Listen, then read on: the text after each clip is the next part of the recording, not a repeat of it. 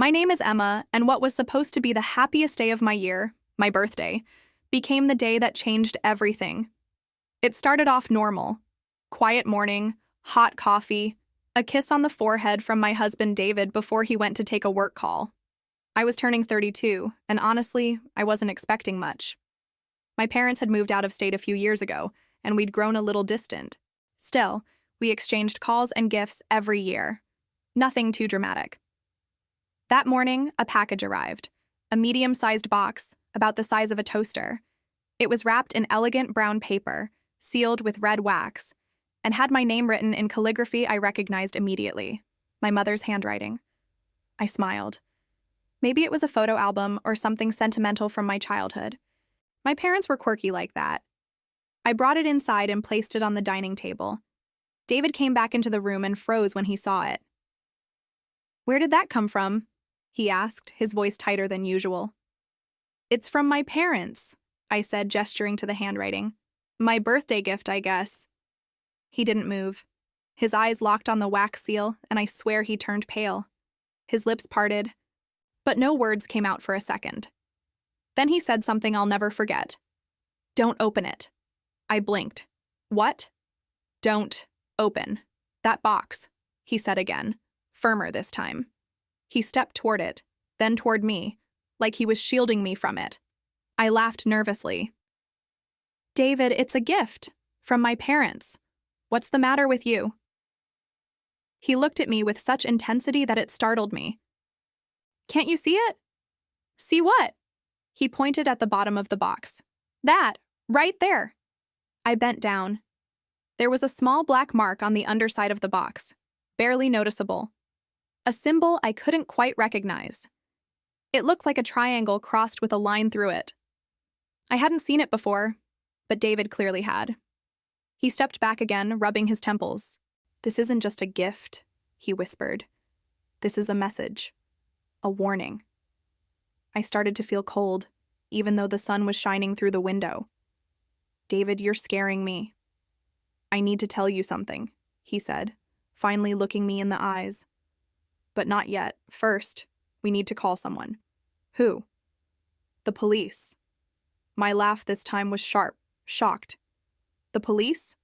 Over a birthday gift?" "I'm serious, Emma.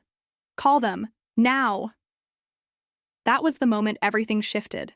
My instincts, which had been arguing with logic all morning, suddenly screamed at me. Something was wrong. Something about David's fear, the symbol, the sudden chill in the air. I stepped back from the box. I didn't open it. I picked up the phone instead. David had always been the composed one between us. A software engineer by profession, calm under pressure, rational to a fault. I'd seen him deal with tech emergencies, bad news from family, even the death of his father, always with a certain unshakable steadiness. But in that moment, watching him panic over a simple package, I knew something was very, very wrong. As I dialed the non-emergency line for the local police, I watched David pace back and forth like he was calculating 20 possible outcomes all at once. His hands trembled. His breathing was shallow. This wasn't just a hunch or paranoia. He knew something. I explained to the dispatcher that I'd received a package that made my husband uneasy and that he requested a wellness check. I expected the woman on the line to be skeptical, but as soon as I mentioned a symbol on the box and my husband's insistence not to touch it, her tone changed. "We're sending someone over now. Do not attempt to open or move the package," she said firmly, "and please stay at least 10 feet away from it." That only deepened the chill in my spine. After I hung up, I turned to David. "What's going on? Tell me the truth." He hesitated, then looked down, as if what he was about to say would physically hurt. "Your family. Emma. I think your parents were involved in something illegal. Maybe something dangerous." My first instinct was to defend them. "My parents? David, they're a retired art teacher and a piano instructor. What are you talking about?" His eyes met mine again, filled with something between fear and sorrow. "I didn't want to tell you this before because I didn't have proof. But a few years ago, when I was still freelancing for that cybersecurity firm, we worked with the FBI on a case involving encrypted networks and black market sales of art, antiques, and occasionally Human trafficking routes hidden in shipment logs. What does that have to do with my parents? I asked, my voice rising.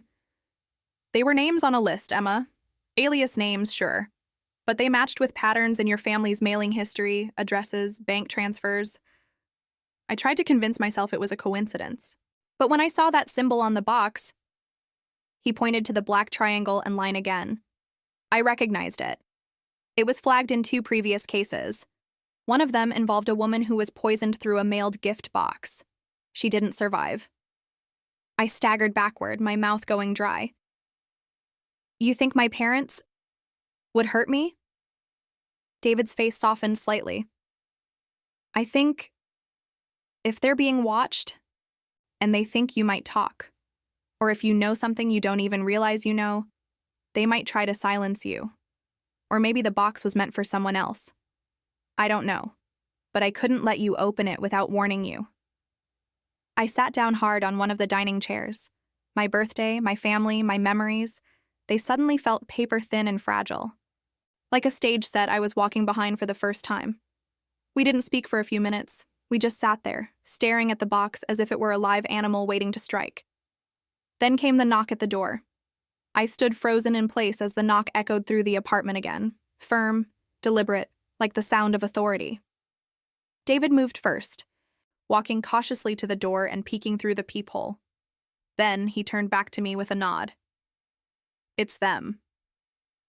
I exhaled, not realizing I'd been holding my breath. My legs felt heavy as I stood and moved toward the hallway, careful to give the box a wide berth.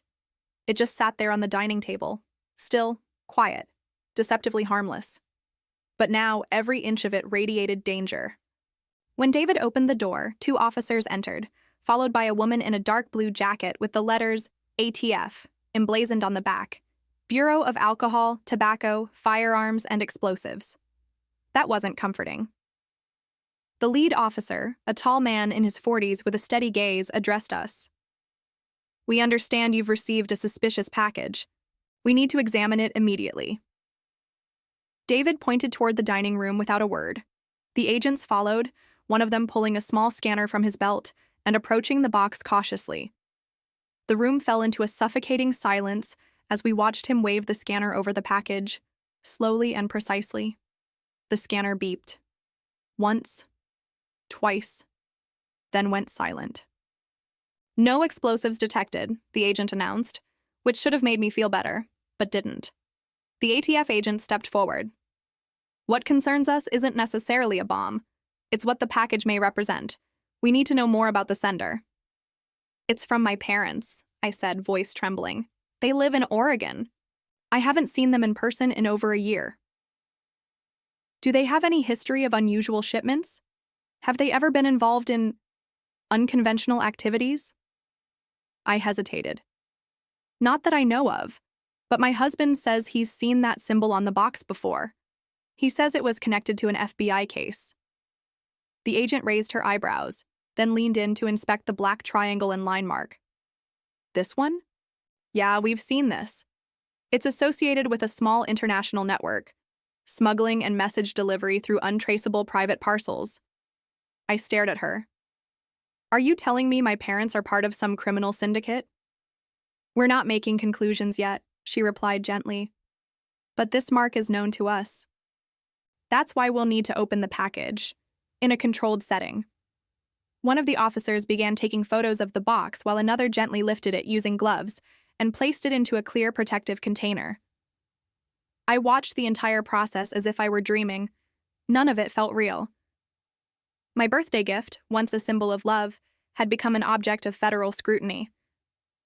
David reached for my hand, and I didn't pull away. As they sealed the box, the lead officer turned to us again.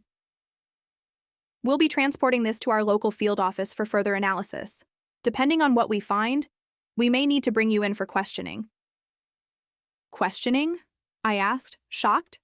We didn't do anything. This is procedure, he said calmly. But if there's a deeper pattern here and your name is connected, it's in your best interest to cooperate. They left as swiftly as they came, the box now locked inside a metal case, heading towards some sterile government lab. When the door closed behind them, the silence in our apartment returned, Only now, it felt even heavier. I turned to David. Do you think they'll find something? Something dangerous? He looked at me, eyes filled with conflict. I think they already have. The house was quiet again, but my mind wasn't. It raced, throbbed, spiraled in every direction as I tried to make sense of what just happened. I paced from the living room to the kitchen and back, arms crossed over my chest. Like if I kept moving, I could outrun the flood of thoughts pushing their way in. David sat on the couch, staring at the spot where the package had been.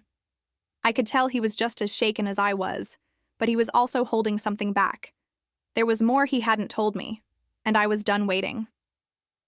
Tell me everything, I said. Not bits and pieces. I want it all. He nodded slowly, rubbing his hands together. Okay, a few years ago, I was working with a cybersecurity firm. We were assisting federal agencies in tracking dark web communication rings, mostly smuggling, encrypted sales of stolen goods, things like that. One case stood out. It involved a set of parcels marked with a symbol. Your symbol. The triangle with the line through it. I swallowed hard. These packages were sent to various cities, he continued, all from a hub address in Oregon. And while the names were always different, the handwriting, it was consistent. Someone on the team flagged it as mother style, feminine, elegant, often with a flourish. When I saw the box today, I recognized the script. I didn't want to believe it. I thought I was being paranoid. But my mother's handwriting is distinctive, I whispered. He nodded. And I saw it in those files years ago. My knees buckled, and I sat down beside him, the truth pressing down on my shoulders like lead. You didn't tell me any of this, I said, not accusing, just numb. I wanted to protect you. And honestly, I hoped it wasn't real, that maybe it was just coincidence. But when that box showed up today, I couldn't ignore it anymore. That was when the memories started creeping in. Images, flashes of my childhood, things that never quite made sense. My father coming home late with dust-covered wooden crates. My mother spending hours in the basement, reframing old art, she said. An uncle who used to visit often but vanished from our lives completely when I turned 13. And one time, when I asked about a locked drawer in my mother's piano bench, she snapped so aggressively it made me cry. I'd buried those moments, rationalized them, told myself every family had odd stories. But now, they resurfaced with razor-sharp clarity, and they fit together in a way that made my stomach turn. What if I've been used? I asked aloud. What if my parents have been doing this for years, and I was just a part of the cover? David didn't answer. He just reached over and took my hand. It was a silent confirmation. He was asking himself the same question. Suddenly, I wasn't just afraid of what was in the box. I was afraid of everything I'd ever known. What if the life I remembered had always been a lie? What if love and danger had always lived side by side in our family home? The phone rang, and both of us jumped. It was the police. They'd opened the box. And they wanted to speak with me. Immediately. I could feel my heartbeat in my ears as I answered the call. The officer on the line was calm but firm, his voice clipped and businesslike. Mrs. Langley, this is Detective Ramirez with the local precinct. We've opened the package under federal supervision. We need you to come in as soon as possible. What did you find? I asked, trying to keep my voice steady. I'm not authorized to discuss details over the phone, ma'am, but I assure you, it's in your best interest to come down now. We'll be waiting. He hung up before I could ask anything else. I turned to David, my hand trembling around the phone. They want me there. Now. He stood, instantly alert. I'll drive you. The ride to the station was the longest 20 minutes of my life. The streets blurred past the window, but my mind stayed locked on the image of that box, its smooth wrapping, the ominous seal, the possibility that whatever was inside could shatter the fragile version of my life I'd been clinging to. David tried to reassure me. No matter what happens in there, we'll face it together. Okay? But I wasn't sure. I wasn't sure of anything anymore. At the station, we were ushered into a private conference room. It was colder than it needed to be, with flickering fluorescent lights and a plain metal table in the center. Detective Ramirez entered with two other agents, one carrying a thin evidence file. He sat across from us, opened the folder, and pulled out a series of photographs. He slid them across the table slowly, deliberately. In the first photo, the opened package. Inside, beneath a layer of protective foam, was a velvet-lined wooden box. In the second, the box open. Inside it were several antique rings, old gold coins, and what looked like a tiny scroll of parchment, aged and yellowed. My confusion must have shown on my face. These items were stolen over a decade ago from a private collection in Austria, the detective explained. They were part of a historic jewelry set known as the Valen collection, thought to be lost during a political uprising. I stared at the photo, speechless. The scroll, he continued, contains details of coded transactions, names, dates, locations, including a few American drop-off points. One of those addresses belongs to your parents' former residence in Salem, Oregon. David's hand squeezed mine tightly under the table. We believe this box was meant to be handed off, Ramirez said. But something changed. The fact that it was addressed to you is the most confusing part. So, you think my parents are trying to smuggle this through me? I asked, my voice barely audible. Or send a message, the agent beside him added. That scroll wasn't just inventory. It included a name. Yours. Emma Langley. I felt the room tilt slightly. My name. Why? They could be warning you, implicating you, or passing responsibility, Ramirez said. We're still interpreting the meaning, but your husband was right to notify us. I looked at David. He wouldn't even look back. His jaw was tight, his gaze fixed on the table. He knew it might come to this. Am I under arrest? I asked, terrified. No, not at this time, the detective replied. But we're asking for your full cooperation. We need everything you know about your parents, their habits, travel, financial records, and we may request to examine any past packages or letters you received from them. I nodded slowly. Okay, whatever you need. But inside, my world was unraveling. My birthday had become a crime scene. My family, a mystery. And my identity, something I was no longer sure belonged to me. By the time we left the police station, it was early evening. The sky had gone gray, and a gentle drizzle coated the windshield as David and I drove home in silence. I stared out the window, watching the city blur by. My thoughts were no longer racing. They'd gone quiet, like the eye of a storm after the first wave of destruction. Back at our apartment, I felt like a stranger entering someone else's life. The dining table was empty now, just a rectangle of sunlight where the box had once sat. David closed the door behind us, locked it, then turned to me. They're going to come, he said. Who? I asked, already knowing the answer. The feds, maybe more. Once word spreads that one of the Valen pieces has resurfaced, other parties will want to know how it got here. You mean criminals? Maybe, he said. But also collectors, private agents, anyone who had money or secrets tied to that collection. That scroll is a map, and your name was on it. That hit me harder than I expected. I felt like a character in a novel I didn't remember reading. Within the hour, his prediction came true. A black SUV pulled up outside our building, and two more unmarked cars followed.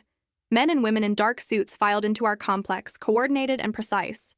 The knock on our door was softer this time, polite, almost rehearsed. I opened it to find a tall woman in a gray suit and a badge clipped to her belt. She introduced herself as Agent Marlowe, Department of Homeland Security. We're here to conduct a more thorough sweep of your property, Mrs. Langley, she said, with your consent. I nodded. What else could I do? They moved through the apartment like shadows. Quiet, quick, clinical. Cameras were checked. Laptops scanned, drawers opened and closed again. They asked for access to any letters or packages I'd received from my parents over the past 5 years. I retrieved a small box of old cards and envelopes, mostly birthday and holiday greetings. Agent Marlowe took them without a word. As they worked, I sat on the couch with David, our hands clasped tightly, like we were anchoring each other against a rising tide. Then Agent Marlowe came back into the room holding one of the old birthday cards. Her expression had shifted, calm, but now with a sharp glint of interest. "Did you notice anything strange about the ink in these messages?" she asked. I shook my head. "No. Why?" She held up the card to the light, then angled it slightly. A faint shimmer appeared, barely visible unless you looked closely. "Thermal reactive ink," she said, "often used in espionage for hidden communication. This isn't just a birthday greeting, it's a message, likely coordinates or instructions. We'll analyze it." I covered my mouth. My mother had written that card. David whispered, "They've been using you as a courier." The reality of it struck me like a wave. All those years of handwritten cards and sentimental notes, were they just cover for trafficking secret information? Agent Marlowe continued, "We're elevating this case to a national investigation. You and your husband will be temporarily relocated for your safety." "Wait, what?" I said, startled. "We're in danger?" "We don't know yet who else is aware of your involvement. But we can't take chances." David looked at me. "We'll go. Whatever it takes." I nodded, tears threatening behind my eyes. I was losing everything: my home, my sense of family, my trust in the people who raised me. But somewhere deep down, I also felt something else: relief.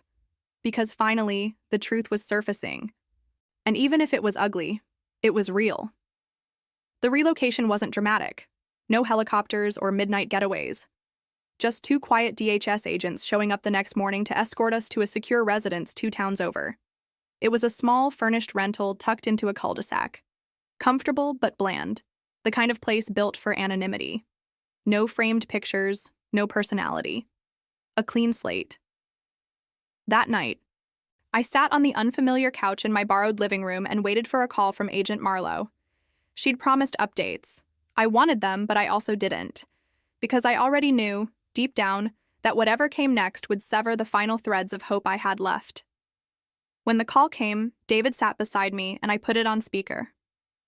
"Emma," Marlowe's voice said, calm and composed, "we've completed the preliminary analysis of the items in the package, including the thermal reactive messages in the birthday card you gave us. We've also cross-referenced bank records tied to your parents. We have a clearer picture now." I braced myself. "Your parents have been under quiet investigation for over 5 years," she continued. "We couldn't move earlier due to lack of direct evidence. But this package, the contents, the timing, your name, it changes everything." She paused. "Your mother was the handwriting source in several flagged parcels. Your father appears to have been managing the logistics, traveling internationally under a false consulting firm." David closed his eyes. His hand gripped mine tightly. "They were working as part of a smuggling ring," she said, "focused on the transport of stolen antiquities and rare documents. Occasionally, those items were used to finance more dangerous operations. That's where the federal jurisdiction escalates." My throat tightened. Dangerous how? "We have reason to believe they were laundering money for a political faction overseas, one known for acts of sabotage. It's possible that at least one of the items they moved was rigged, possibly even weaponized." David opened his eyes, stunned. "You think they were involved in terrorism?" "We're not ready to use that word officially," Marlowe said carefully. "But yes, there are implications." I covered my mouth with my hand. It was worse than I imagined. This wasn't about art or money. It was about lives, power, hidden wars. And my parents were part of it. "But why send me that box?" I asked, my voice small. "That's the part we're still debating," she admitted. "It could have been a message, a warning, a trap, or perhaps the final piece of a plan. The scroll included your name and a series of trade routes, Emma, like a key. You may have unknowingly held access to a vault, a contact, or even just a trigger. We're not sure." David leaned forward. "Do they know we're onto them?" "We haven't made arrests yet. We're watching them closely. But when we move, we'll need your help. Testimony, documents, whatever you can remember." I sat in silence after the call ended, the air heavy with finality. The parents who had raised me, who had taken me to piano recitals and Sunday markets, had been leading a double life that danced on the edge of international crime. I thought about Christmas dinners, phone calls, childhood lullabies, all of it contaminated now, like poisoned honey. That night, I couldn't sleep. I kept replaying conversations I'd had with my mother over the years. The way she'd insist on mailing things herself. The way she'd ask if I'd received a package. Always so eager, so specific about when I'd opened it. Had she been watching the whole time? Had she ever seen me as a daughter or just a tool? I didn't know anymore, but I did know one thing. I couldn't protect them. Not after this. 2 days passed in our safe house, and each one felt longer than the last. The walls were too white, the air too still. I kept expecting to wake up and find that all of this had been a vivid, nightmarish dream. But every morning, I opened my eyes to the same bland ceiling and the same silent truth. My parents were criminals, and I was caught in the fallout. But then, something shifted. David had been quiet. Supportive, protective, but withdrawn. He'd answer questions, offer comfort, but there was something tight behind his eyes. A weight he wasn't sharing. On the third evening, as we sat on the back patio watching dusk settle over the rooftops, I turned to him and asked a question that had been slowly forming in the corners of my mind. David, how long have you really known? He turned to me, startled. Known what? About my parents. About the symbol. About the cards. You told me you saw something years ago. But, did you tell the agency back then? Did you report them? He hesitated. Too long. I sat up straighter. David, please. He exhaled slowly, then nodded. Yes, I did. I reported the pattern 4 years ago. I blinked. 4 years? But you never told me. I couldn't, he said quickly. I didn't have confirmation, and once your name showed up in the suspect matrix, I knew the risk. If I went to you without proof, and you warned them, accidentally or not, I could compromise the entire operation. So you thought I might be in on it? I asked, voice rising. No, he said, standing. Emma, no, I never believed that. But when the FBI flags a potential asset, they're watching everything. Emails, travel, gifts. I was told to stay close, observe, and not interfere unless I had something solid. I stood too. My heart was pounding. So you've been spying on me this entire time? Not spying, he insisted. Protecting. At first it was just coincidence. I recognized the handwriting. Then I matched the symbol. But once I told my handler, I was put on a shadow track. Handler? I asked, the word feeling foreign in my mouth. I worked under a contract through a security firm, he said. I wasn't full-time FBI, but I was supporting their domestic intel teams. I had to make choices, hard ones. But every step of the way, I was trying to protect you. I backed away, overwhelmed. And all this time, you let me believe it was my family, my fault. He stepped forward gently. Emma, I kept you in the dark because I thought I had to. But once that box showed up, I knew it was time. I told the agency I was coming clean, that you needed to know. And I promise you, I'm not hiding anything else. But you are part of this, I said softly. You're not just my husband, you're a link in this entire chain. He looked at me with pain in his eyes. Yes, I am. And if I have to take the fall for that, I will. But I won't let them hurt you. A silence settled between us, thicker than any storm. I sat back down, arms wrapped around myself. I don't know if I can forgive you, I whispered. I know, he replied. And we stayed like that, on opposite ends of the patio, with only the sound of crickets and unspoken truths between us. Because now, the betrayal wasn't just from my parents. It had come from the one person I thought I could trust the most. The days that followed felt like slow-motion collapse. DHS agents came and went from our temporary residence, updating us on new findings, asking for more details, digging into every memory I had of my parents. I gave them everything. Letters, stories, travel logs, even old family photos, hoping that somewhere in the details there'd be a clue, a redemption, anything to prove that what they were doing wasn't really evil. but each report only confirmed the truth I didn't want to face. My parents were not innocent.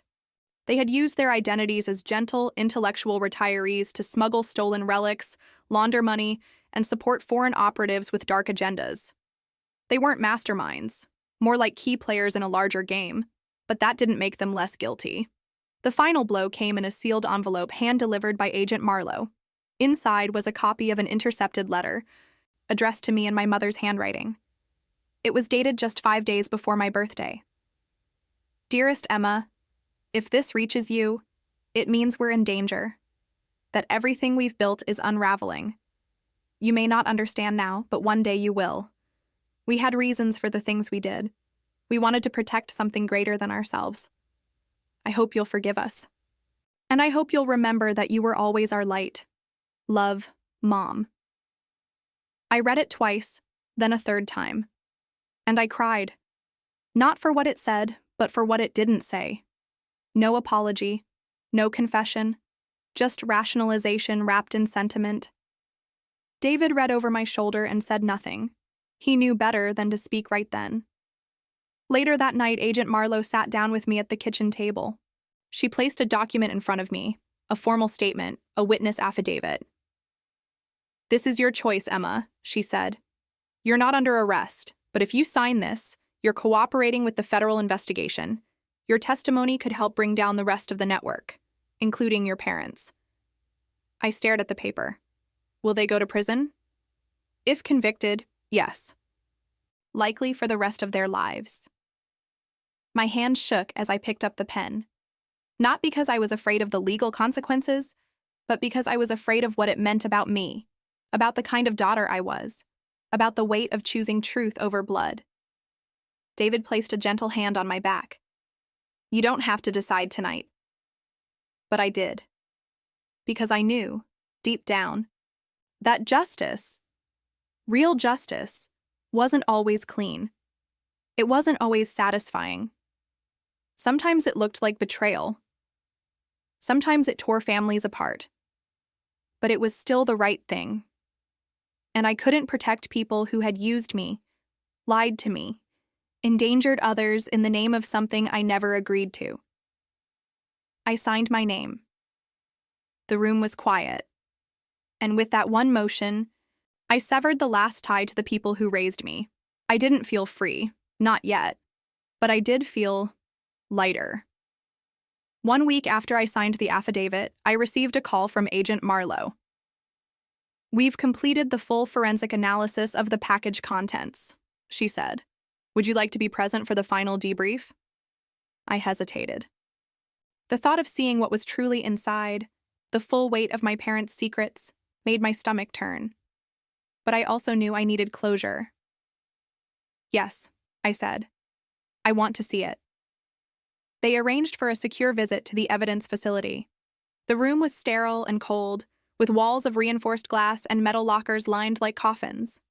In the center of the room was the package. My birthday gift. Now stripped of its paper, opened, cataloged, but somehow still pulsing with the weight of everything it meant. Agent Marlowe stood beside me, file in hand. On the table lay the contents, the velvet box, the antique rings, the scroll. But there was something else. A small, flat device wrapped in insulated foil. What's that? I asked, pointing. She nodded to the technician, who unwrapped it gently and held it up. It's a GPS-linked drive, she explained. Not a typical storage device. This one activates only when it's within range of a specific location. We believe your parents designed it to deliver information only when it was physically close to a certain receiver. A dead drop? David said, standing beside me. That's advanced. That's spy level. Marlowe continued. We decoded part of the scroll. It's written in cipher, referencing locations, names, and passwords, and one of them matches an old passport number assigned to you, Emma, from when you were 15. I stared at her. My passport? I haven't used that since a school trip to Toronto. It was duplicated, she said, used to forge an alias identity. We think your parents used it to route money through international accounts under your name. My breath caught. So, I was a shield, I whispered. A cover. Yes, she said gently. Whether you knew it or not, they used your clean name, your innocence, your trust to launder activity. The moment you turned legal age, the trail began. I took a step back. The velvet box, once filled with heirlooms, was really a vault of lies, a calculated handoff. My birthday wasn't a celebration. It was an activation. And that symbol on the outside? That mark, Marlowe said, pointing to the black triangle with a line, was a trigger. It told the recipient, whoever intercepted it, exactly what kind of package this was. High value, dangerous, priority. She paused. Your parents knew law enforcement was closing in. This was a last-ditch effort to complete a transaction. Maybe to buy time. Maybe to save themselves. But it never reached its intended destination. Because of David. Because of me. And now, because it had reached the truth. David put a hand on my back. I didn't pull away this time. You did the right thing, he said. I nodded, but the tears came anyway. Quiet, hot, relentless. Not because I was sad, but because I was done. Done defending the people who lied to me. Done wondering what might have been. And done carrying the weight of a story that was never mine to begin with. That night, we returned home, not to the safe house, but to a new apartment in a new city. DHS helped us relocate, gave us new identities if we wanted them. We declined. We weren't running, not anymore. I kept one thing from the box, a ring, simple, gold, etched with Latin on the inside. Not because I wanted to remember them, but because I wanted to remember the cost. And I wear it now, not as a memento of love, but as a warning, to never ignore your instincts, to question the truth behind the gifts you're handed, and to understand that sometimes the people closest to you are hiding the darkest secrets.